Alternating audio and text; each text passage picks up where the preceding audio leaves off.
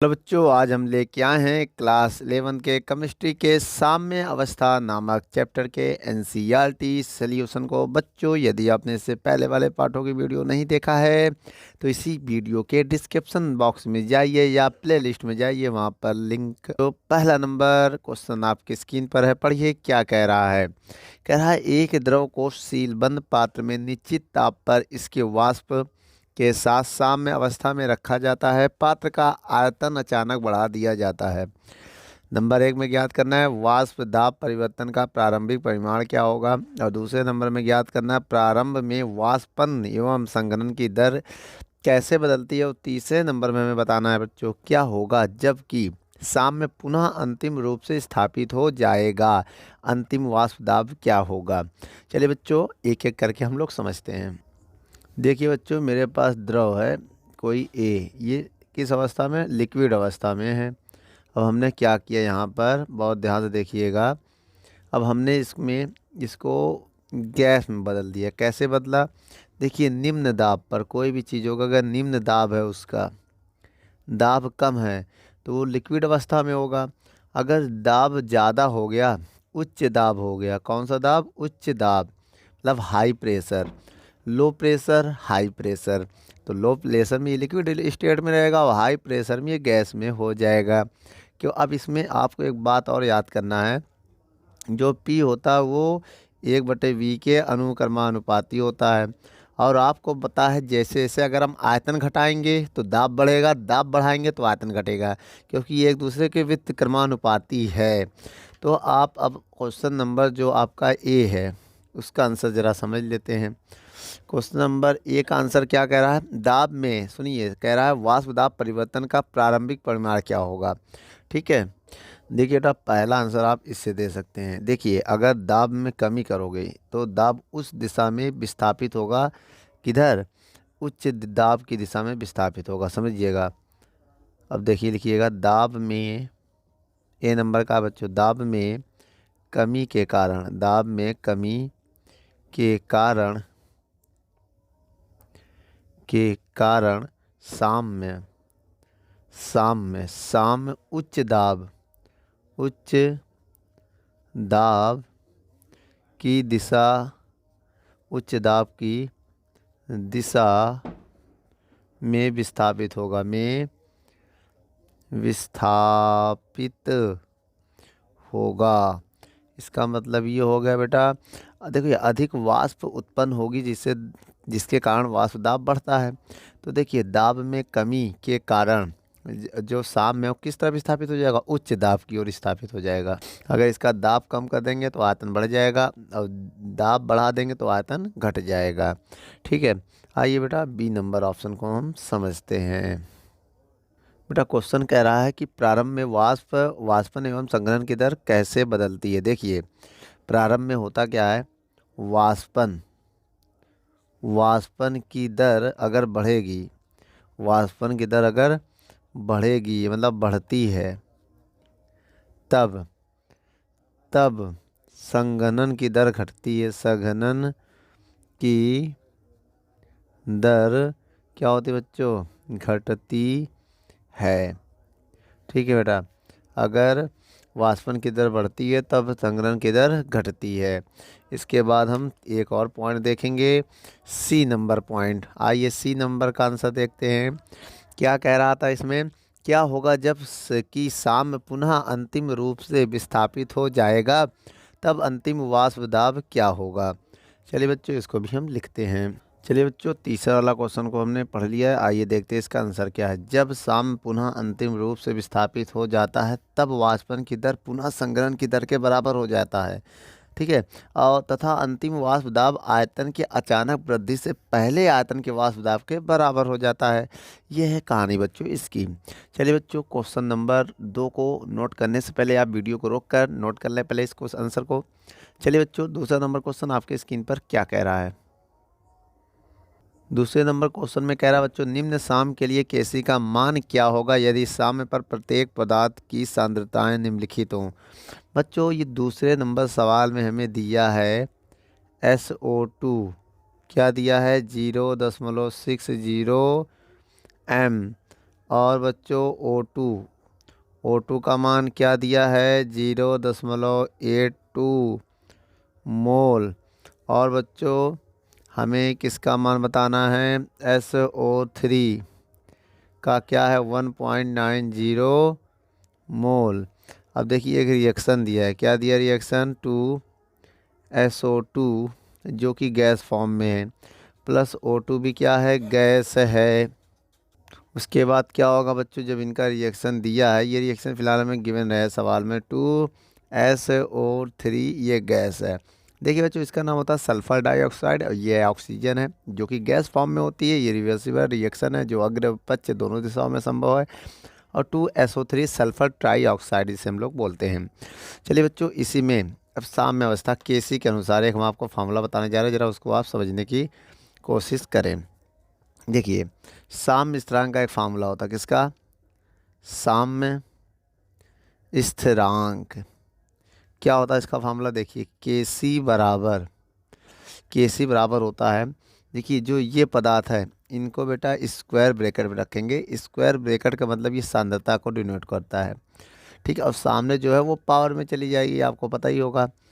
इसके बाद देखिए जो ये है हमारा, ये इसको बोलते हैं SO2 सल्फर डाइऑक्साइड। इसको स्क्वायर ब्रैकेट में से रख लेंगे, जो सामने वो पावर में लिख देंगे। उसके बाद इसको प्लस है ना, लेकिन हम गुणे में लिखेंगे, याद रखना बेटा, पहले राइट हैंड साइड फिर लेफ्ट हैंड साइड, जितने प्लस में सबको गुणे में लिखा जाता है। और सामने जो होगा वो पावर में चली जाएगा और नहीं होगा तो नहीं जाएगा। चलिए बच्चों यहाँ पर सबके मान को हम पुट करके और कैलकुलेट करने की कोशिश करेंगे।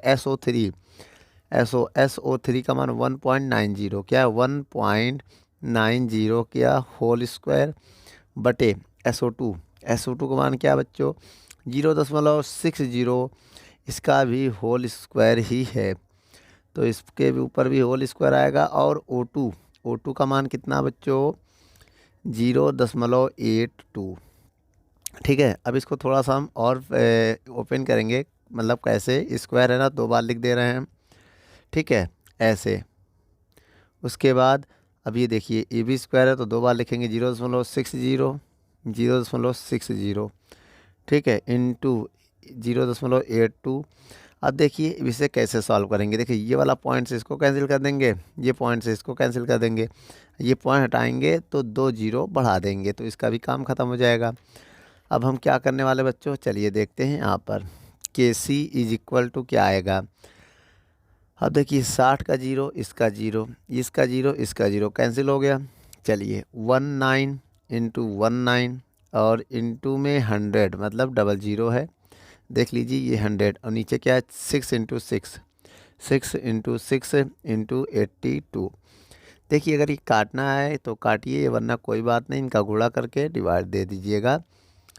तो हम क्या करेंगे मल्टीप्लाई करेंगे, देखिए 19 का गुणा 19 में करेंगे जब, तो कितना आ जाएगा बेटा 19 का गुणा 19 में करेंगे तो 361 आएगा। कितना आएगा 361, और ये डबल जीरो लगा देना तो ये आ जाएगा ऊपर।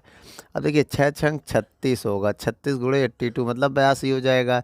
तो KC का मान, अब देखिए बच्चों हम 361 डबल जीरो ऐसे नोट कर लेंगे। अब इसके बाद इनका मल्टीप्लाई करेंगे, तो मल्टीप्लाई जो आएगा उसको यहाँ लिख देंगे, फिर उससे हम डिवाइड दे देंगे, मेरा फाइनल आंसर आ जाएगा। आइए देखते। तो बच्चों जब इनका मल्टीप्लाई करेंगे तो आंसर आएगा 2952। क्या आ जाएगा बच्चों 2952। अब जैसा कि आपको पता है हम इनका इसमें भाग देने वाले हैं, डिवाइड देने वाले हैं। उसके बाद देखते हैं मेरा आंसर क्या आता है। मेरा आंसर आ जाएगा लगभग 12.23। क्या आ जाएगा बेटा मोल इनवर्स। देखिए इन सब में मोल दिया है ना, देखिए सबका मात्रक मोल है, तो ये मोल इनवर्स में जाएगा। क्यों इनवर्स में आएगा समझिएगा, ये मोल इसका मोल, मोल से मोल कैंसिल हो जाएगा, इसका मोल आएगा ऊपर जाके मोल इन्वर्स हो जाएगा। तो ये मेरा क्या बच्चों फाइनल आंसर है। यदि हमारी वीडियो अच्छी लगे तो लाइक शेयर एंड कमेंट करिए। नोट कर लो बच्चों। क्वेश्चन नंबर 3 पढ़ते हैं क्या कह रहा है। एक निश्चित ताप पर एवं कुल दाब 10⁵ पास्कल पर आयोडीन वाष्प में आयतानुसार 40% आयोडीन परमाणु होते हैं। तो I2 जो है गैस फॉर्म में रिवर्सिबल रिएक्शन है, आपकी स्क्रीन पर आप देख चुके होंगे।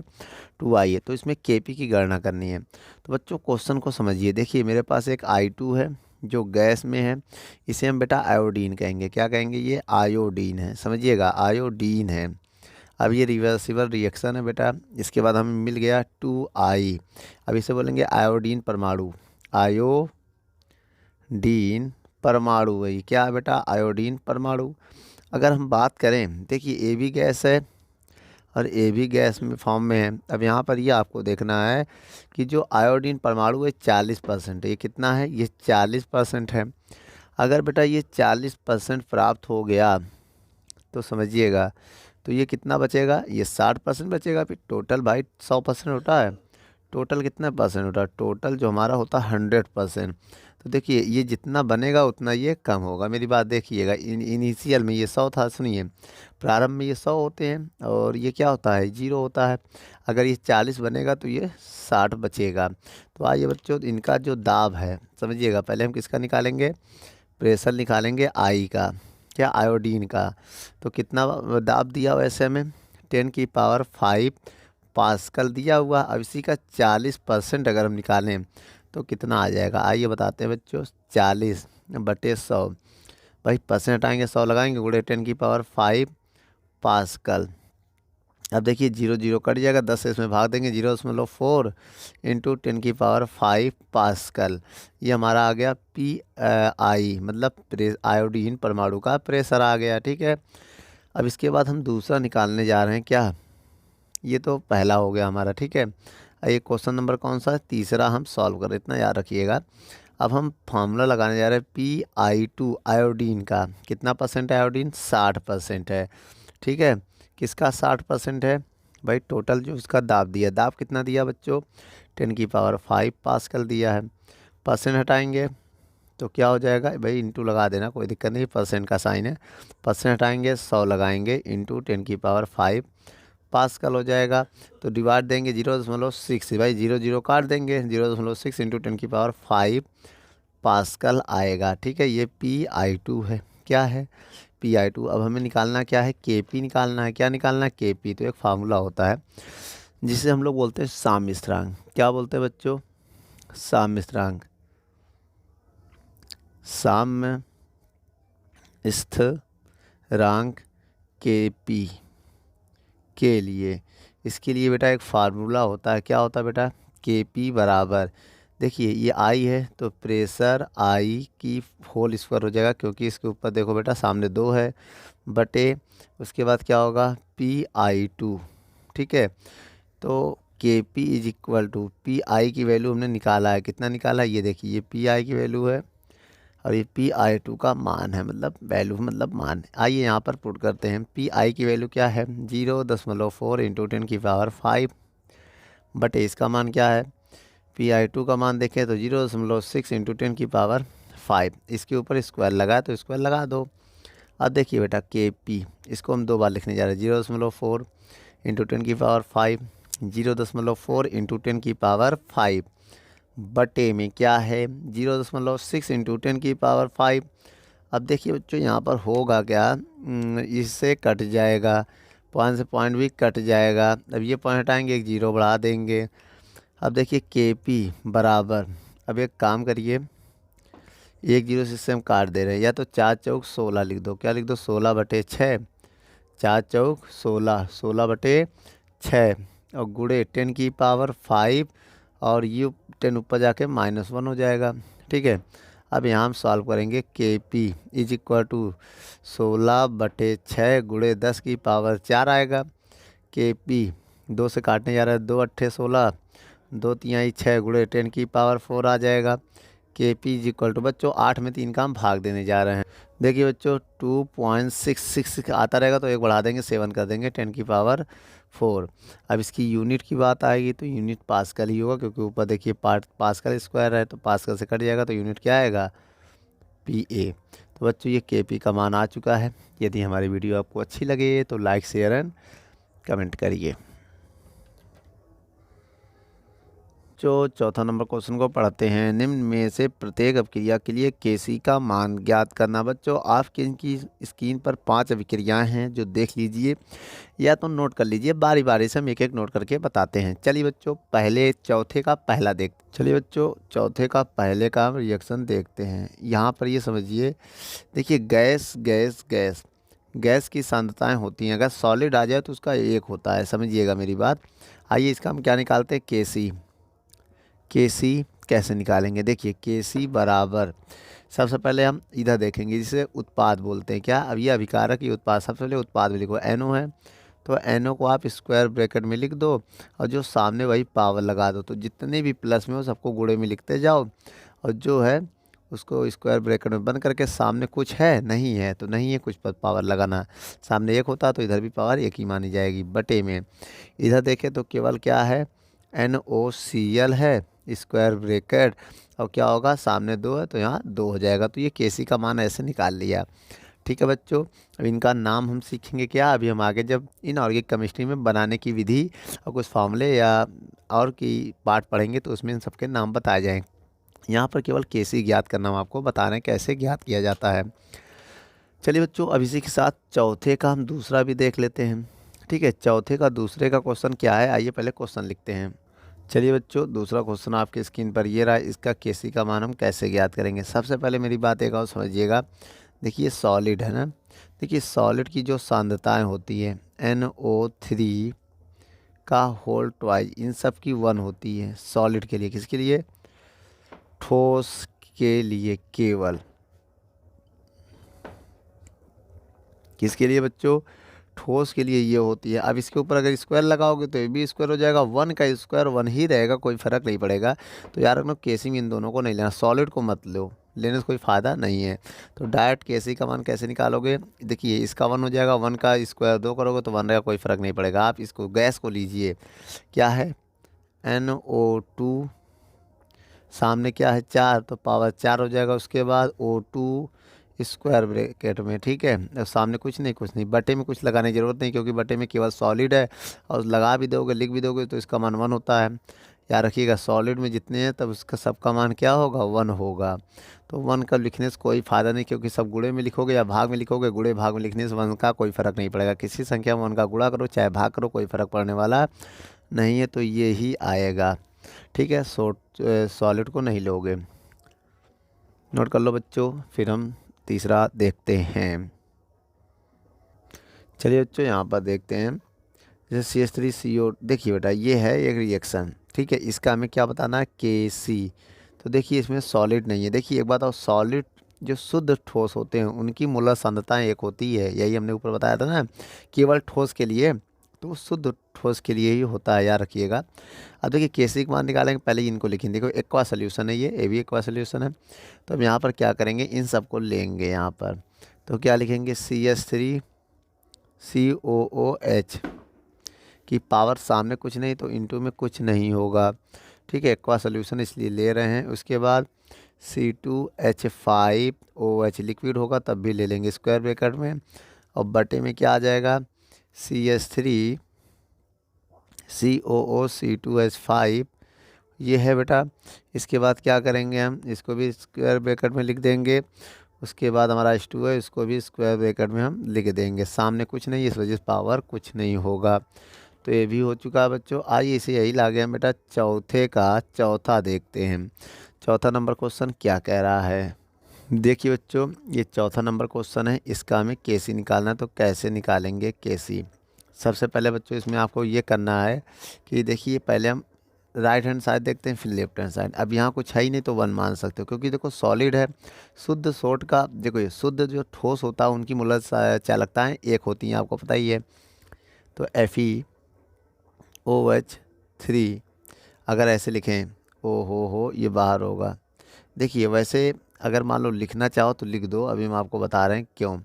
देखिए यहाँ कुछ नहीं बेटा, FeOH का होथराइज बटे Fe+3 इसकी चार्ज है, वैलेंसी है, अब इंटू OH माइनस इसकी वैलेंसी 3 हो जाएगी। अभी हमने क्या कहा था बेटा, जो ठोस होते हैं, समझिएगा, जो ठोस होते हैं उनकी मोलर चालकता 1 होती हैं।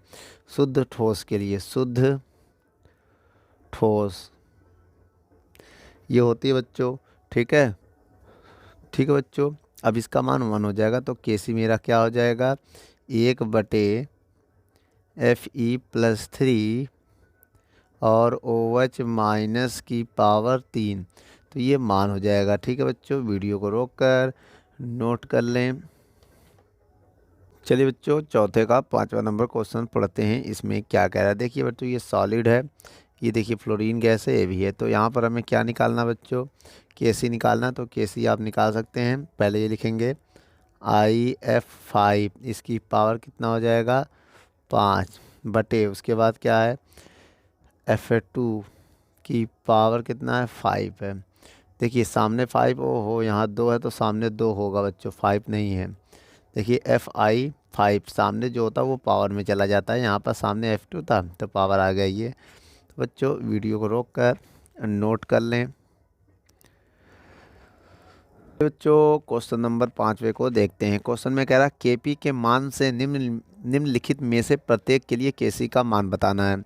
तो इसमें 2 रिएक्शन दिया है और Kp का मान दिया। आइए बच्चों 5वें का पहला देखते हैं कैसे होगा। चलिए बच्चों 5वें का पहला नंबर क्वेश्चन आपकी स्क्रीन पर है। इसमें हमें क्या है Kp का मान दिया और किसका मान निकालना है, Kc का मान निकालना है। ये जो कि मेरा ताप का काम करेगा या डेल्टा ताप का काम करेगा। तो सबसे पहले बच्चों आपको यह याद रखना है, देखिए सबसे पहले हम इसमें मोल निकालेंगे। क्या निकालेंगे, मोल, सभी तो गैस है। तो डेल्टा एन हमारा कैसे निकलेगा, पहले इधर का देखेंगे। क्या है इधर का, कितने मोल है, देखिए पहले जोड़ लीजिए 2 मोल ये है और प्लस का इसका कुछ नहीं तो सामने 1 मान लो 1 मोल। अब माइनस का दो इसका मोल, इसका केवल ओनली 2 है। तो ये आ जाएगा हमारा कितना, 2 1 3 माइनस 2 बराबर 1। तो डेल्टा एन हमारा कितना आ गया, 1 आ गया। ज़रूरत पड़ने पर हम डेल्टा एन को 1 लिखेंगे। उसके बाद ये केवल गैस के लिए है बच्चों, याद रखिएगा गैस के लिए केवल है, ओनली गैस। क्या, ओनली गैस, ठीक है। अब एक काम करिए बहुत ध्यान से, फार्मूला क्या होता है वैसे, फार्मूला जो हमारा होता है वो होता है ये Kp बराबर क्या होता है, Kp बराबर Kc और RT की पावर डेल्टा एन, ये होता है।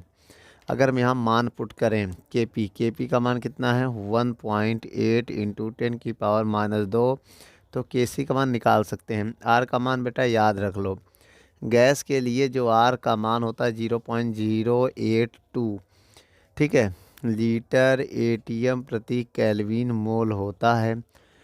अब यहाँ पर क्या है बच्चों, ये अगर मान रख दें हम, यही मान रखना ही पड़ेगा 0.082, इतना ही रखेंगे। इनटू टी का मान कितना है बच्चों 500 केल्विन की पावर डेल्टा एन का मान 1 है, ठीक है। इसके बाद क्या होगा, इसको हम हल करेंगे 1.8 इंटू 10 की पावर -2 Kc गुणा, अगर हम गुणा करें इसमें तो देखिए क्या आ जाएगा। आइए गुणा करके हम देखते हैं। 5 दूनी 10 का 0 हासिल लगा 1 और 5 × 40 और 40 और 1 41 और 2 0 लगा देंगे और 1 2 3 संख्या बाद पॉइंट है तो 3 संख्या बाद पॉइंट लगा देंगे तो आएगा 1.8 गुणे 10 की पावर -2 Kc गुणे 41 आएगा। अब यहाँ से अगर हम Kc का मान निकालें तो क्या होगा, चलिए बच्चों यहाँ से अगर हम Kc का मान निकालते हैं तो Kc का मान आएगा 1.8 इंटू 10 की पावर -2 बटे 41। देखिए बेटा ये बटे में चला गया और इस Kc को इधर कर दिया, बाकी इसको इधर कर दिया।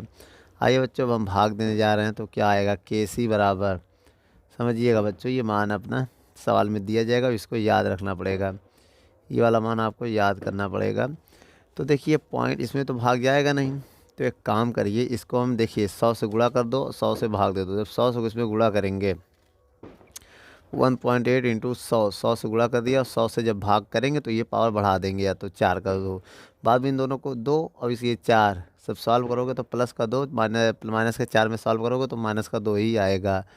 41 पॉइंट आओगे तो 1 0 बढ़ाओगे, 1 0 से 1 0 काट दोगे तो Kc बराबर आ जाएगा 18 धाम 180 ना, गुणे 10 की पावर -4 बटे 41 से भाग दोगे। तो बच्चों जब हम 41 से भाग देंगे 180 में तो कितना आएगा बच्चों 4.39 आएगा, या तो 4.4 भी लिख सकते हैं, ठीक है। अगर 4.39 इंटू 10 की पावर -4 भी ठीक ही है, ये आएगा बेटा आंसर। वीडियो को रोक कर नोट कर लो। चलिए बच्चों 5वें का दूसरा नंबर क्वेश्चन को पढ़ते हैं।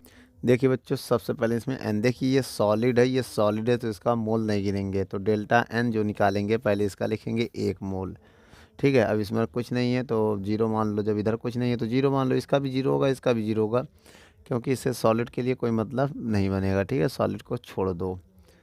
तो कुल मिला के 1 आ गया। ठीक है, अब इसके बाद देखिए फार्मूला क्या होता है, अभी हमने बताया था क्या होता है, के पी इज इक्वल टू के सी। ठीक है, और ब्रैकेट में आर टी की पावर डेल्टा एन होता है। के पी का मान दिया 167, के सी का मान निकालना है। अब ब्रैकेट में आर का मान 0.082 गुणे टी का मान कितना है केल्विन में। ठीक, और पावर 1 लिखने से कोई फ़ायदा नहीं है क्योंकि 1 है। तो के सी, जब इनका गुणा करेंगे बच्चों, गुणा करने के बाद क्या आएगा, देखिए बच्चों जब इनका गुणा करेंगे तो आंसर आएगा 87 दशमलव लगभग 98 आएगा इसको। ठीक है, अब यहाँ से के सी का अगर मान निकालें तो के सी का मान ये बटे में चला जाएगा ना, 167 बटे 87.98 आएगा। अब इसमें हम भाग देने जा रहे हैं। चलिए बच्चों भाग देंगे, देखते हैं। चलिए बच्चों, अब जब इसका इसमें भाग देंगे तो आंसर आएगा 1.89। क्या आ जाएगा, 1.89 आएगा भाग देने पे। ये के सी का मान आ गया इस सब क्रिया के लिए। बच्चों वीडियो को रोक कर नोट कर लें। चलिए बच्चों 6 नंबर क्वेश्चन को पढ़ते हैं। क्या कह रहा है कि साम्य NO gas plus O2 AB gas form में, reverse by NO2 AB gas form में प्लस O2 AB गैस के फॉर्म में है के लिए 1000 केल्विन पर केसी का मान दिया है। कह रहा साम्य में अग्र एवं प्रतीक दोनों अभिक्रियाओं की प्राथमिक रूप से द्विअणुक है, तो प्रतीक अभिक्रिया के लिए केसी क्या होगा। तो बच्चों मतलब ये रिवर्सिबल के लिए पूछ रहा है। आइए ज़रा देखते हैं सवाल को। जैसे मान लीजिए इसमें NO दिया, ये गैस रूप में है, प्लस ऑक्सीजन ओजोन है बच्चों, ऑक्सीजन नहीं ओजोन है, O3 है। ठीक है, और रिवर्सिबल रिएक्शन है। उसके बाद NO2 nitrogen dioxide AB gas के रूप में है, plus O2 oxygen AB gas के रूप में है।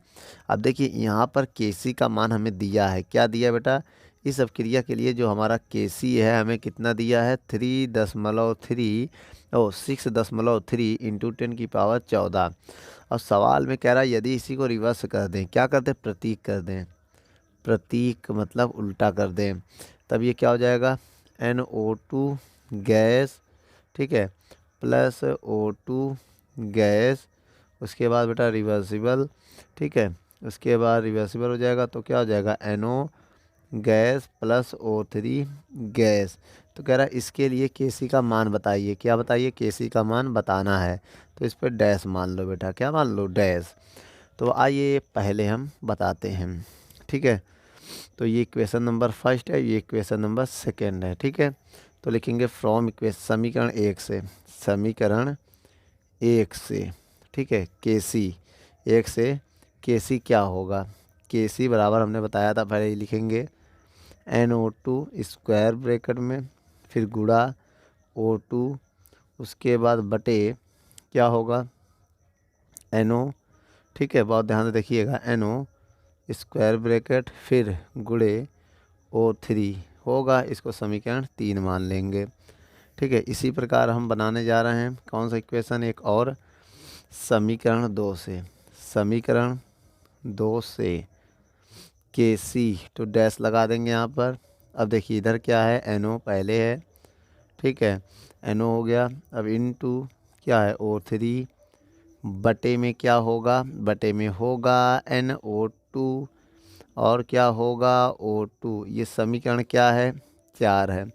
इसके बाद हम क्या करेंगे बेटा, समीकरण 3 व 4 का गुणा करने पर, गुणा करने पर, आइए गुणा करते हैं, केसी गुणे केसी डैश बराबर, इसमें हम गुणा करने जा रहे हैं NO2 गुणे O2 बटे क्या है, NO गुणे O3 गुणे NO गुणे O3 बटे NO2 और क्या है O2। देखिए पहले हम इसका फिर इसका गुणा कर दिया है।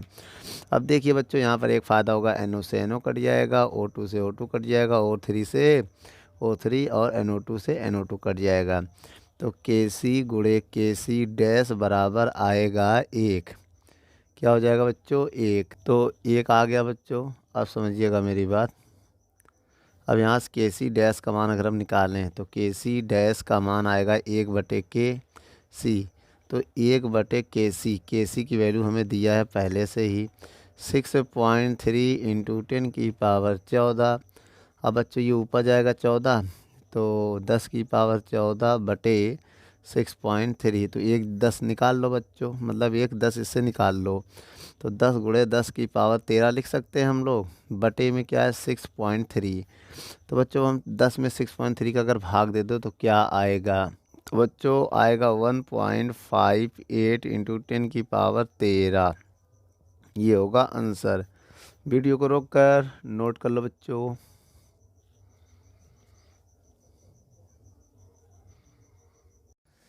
दोस्तों, यदि हमारी वीडियो आपको अच्छी लगे तो लाइक, शेयर एंड कमेंट करिए। और भी अगर आप किसी टॉपिक पे वीडियो चाहते हैं तो हमारे कमेंट बॉक्स में जाके कमेंट करें, तो हम उस पर बहुत ही जल्द से जल्द वीडियो को बनाएंगे। चलिए, धन्यवाद।